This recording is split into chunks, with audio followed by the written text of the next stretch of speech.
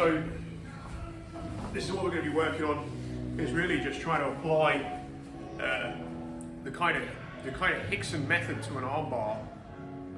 By the Hickson method, I don't mean anything really specifically to an armbar.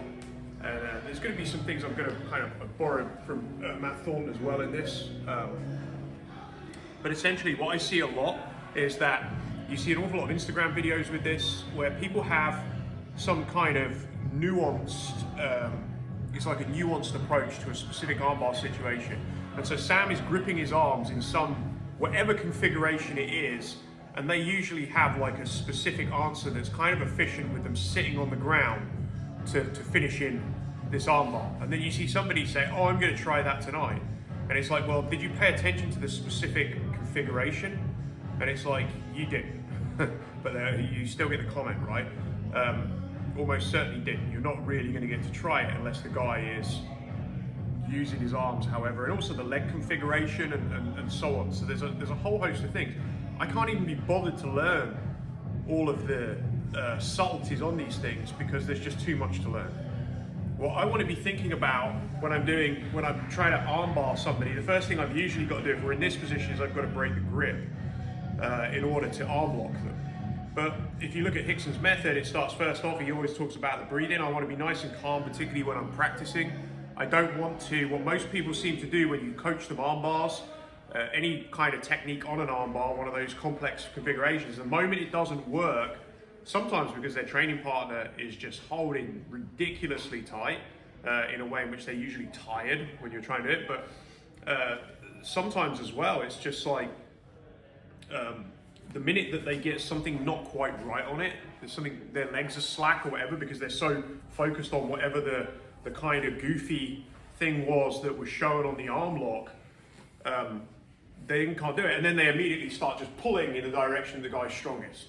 So the first thing is that if my weight is on the ground, my base right now is on the ground. Let's start with like my breathing. I want it nice and calm. I'm not going to get frustrated. My goal with this is to actually arm lock him when I'm practicing with as little use of the lever as possible. I don't want to snap his arm in two. I just want to apply just enough pressure that he gets to tap even once it's broken. So, the grip is broken. So, when we're doing this, first of all, I'm nice and calm. I'm not going to get frustrated when I'm practicing. I'm belly breathing. I'm relaxed. We're all relaxed. We're all good. We're just practicing. So, next thing is I want to think about my base. At the moment, my base is on the ground. I want to actually begin. I want to first of all practice, no matter what his arm configuration is, I'm going to first of all test putting my weight back on him. My hand goes to my spine, and I'm basically doing a technical stand-up going into a pyramid. How's that feel for you, Sam? Yeah, it's a lot of weight. Yeah, it's a lot of weight, okay? So my ideal is to put as much weight onto him as possible. Keep your hands together if you can. So I'm using weight. You see his hands split already. Before we've even begun, his hands have split. And so now I want to get as much pressure into that wrist with my elbow as I can. And you'll see that his grip now is beginning to break because I'm using my weight and I'm using, as a result, I've got good base on him.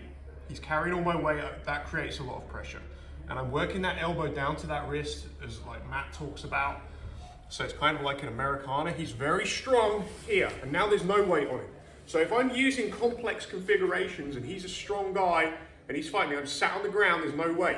So when I'm getting up, I'm pinching my knees and I'm doing a technical stand-up basically on his head. Now I start working towards breaking that grip. So we're just going to work on that for the grip break, and then we're going to come on to minimizing the use of the lever.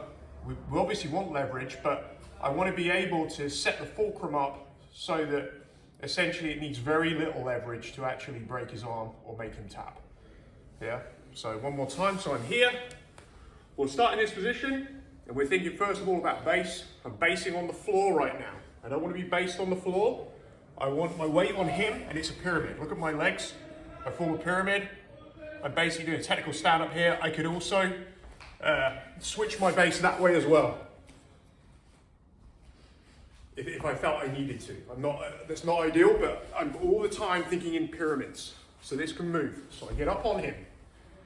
Keep your hands together again. Yeah. And then I'm going elbow to his wrist. I don't care how he grips this way, the method is going to break that grip because there's just too much pressure on it. And then we'd go back and we'll go the next step. Yeah, let's give it a go.